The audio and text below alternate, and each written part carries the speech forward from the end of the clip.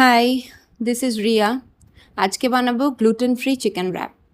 এটা খুবই ইজি একটা recipe and those who are on diet can have it without any guilt.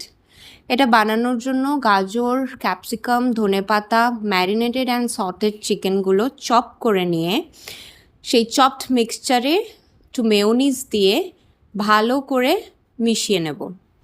এই মিক্সচারটা তারপরে ওয়াটার সোকড রাইস পেপারে দিয়ে আমাদের যেরকম ইচ্ছা সেই রকমভাবে একটা শেপ দেব।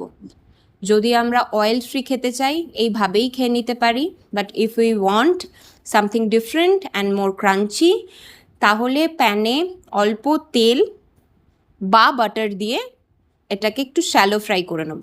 শ্যালো ফ্রাই করলে একটু ক্রাঞ্চি হবে। তারপরে এটাকে আমরা সুইট চিলি সস দিয়ে এনজয় করে নিতে পারি। ট্রাই করো, ভালো লাগবে। Thank you.